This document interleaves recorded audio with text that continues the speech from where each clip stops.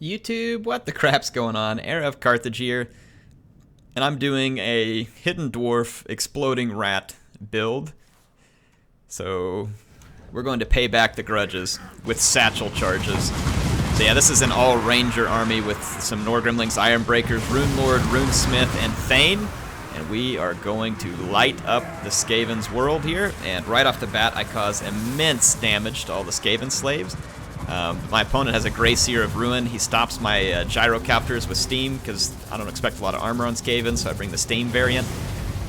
Over here, he's going to attack me with Doom Wheels, but with my Thane, I can put the Tormentor Sword on these guys and start to do intense damage on what would otherwise be a hard-to-stop unit. As soon as the Howling Warp Gale lets up, I'm going to head for his Warp Lightning Cannons, and he's using his Grey Seer to devastating effect on my Rangers right now.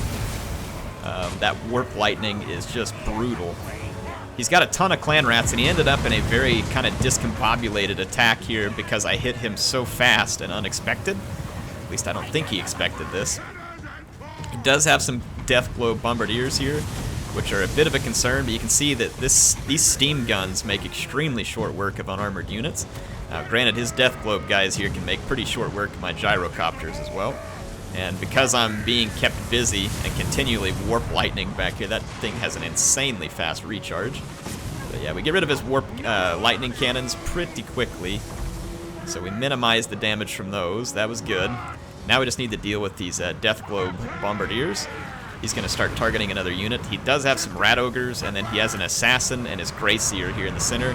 For the most part, we have almost dealt with his Doom Wheels. I'm just trying to keep my guys free of the Doom Wheels. I got to keep my skirmishers alive. I'm going to come over here and put a little bit of fire on his Rat Ogres. Again, these guys are low armor, should be pretty vulnerable to my steam guns. And he's going to punch through with the Doom Wheel here and continue to assault my Rangers, which is smart. He definitely is going to have to kill these guys if he wants to have a prayer. I still got bombs, and here again I'm making a bit of a mistake because I'm not microing real great, and I'm allowing his Deathglobe Bombardiers to keep getting some hits on my steam guns. And over here he's shooting at a miner, which is definitely not a target of interest at the moment. My Norgrimling's Ironbreakers is completely alive and in pretty good shape. That Warp Lightning just hasn't stopped. It's been a dang lightning storm back here, and it is very good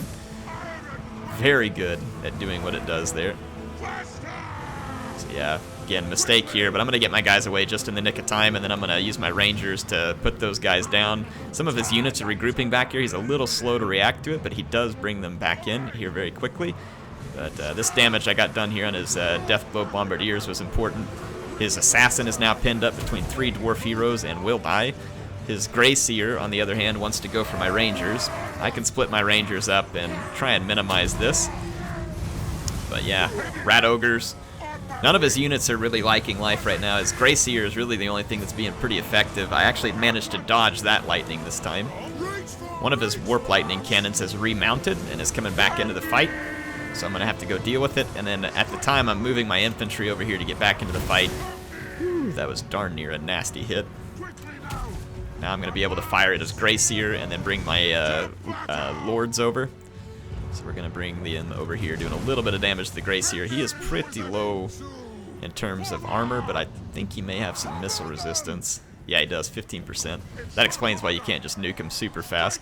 Yeah, so my gyrocopters managed to push back all of his regrouped units here. I'm going to keep his cannons from being able to remount. And then the infantry fight is going well for me over here. I mean, his guys aren't all that good, and neither are mine, except that I have a Norgrimling's Ironbreakers, which is my ultimate trump card right now.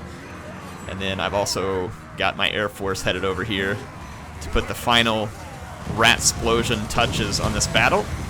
So Skaven, it was fun. Appreciate my opponent, but I'm going to go ahead and finish this thing off. So that's going to be the end of the Skaven army. The Grey Seer at this point chain routes. So my Crouching Dwarf Exploding Rat themed video here, in this case, went off pretty well. Honestly, I mean, there's a lot of things about dwarves that I can use it and I like it, but playing against it is pretty annoying. Tormentor Sword is very annoying. The fact that Runesmiths can slow people down is also very annoying. The dwarves can be incredibly annoying right now. They can camp with artillery and be pretty good at it. Thunderers can shoot the snot out of certain units. I'm not saying dwarves are OP or something, but they're a lot stronger, and their cannons got a lot better too. So the dwarves definitely have some tools they didn't used to have. And satchel charges, or blasting charges, they are significantly more powerful. Now again, these were cheap units, but you saw how quickly it just nuked huge pockets of the Skaven there. Just completely dropped the bomb on them. And it was able to be well. But again, Doom Wheels, which would normally, those chariots being such a dangerous unit for dwarves, not as much when you have the Tormentor sword. So again, I'm not sure if I exactly like the way that they made dwarves less vulnerable to stuff like chariots. I'm glad they are. I think they needed to have a little less vulnerability to just annoying cheese chariot builds. And they still can be vulnerable to it if you don't bring the right things. But now it almost feels like the way they did it, like I kind of just wish the mass of the dwarves would have been a little bit better, or something like that, in order to help out rather than just giving kind of some of these magic abilities to the leaders. But yeah, whatever. It is what it is. This is a fun build. I liked using this one in Warhammer 1 occasionally, and I actually think the Skaven are a pretty good victim for it in the sense that they have very little armor. I do think there's some Skaven builds that could be a lot more resilient to this. All these Skaven slave spears were just bait.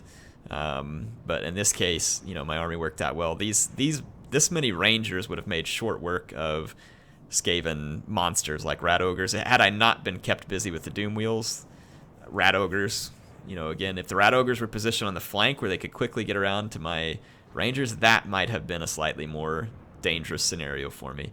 Because rat ogres are really only the only fast mobility for the Skaven. Or if my opponent had a few, what do they call those big bells for the Skaven? If he had a few of those with the breath abilities, he might have been able to punch through my infantry a little faster and scare them off, because the infantry is technically not very good. I'm trying to remember the name of that bell thingy.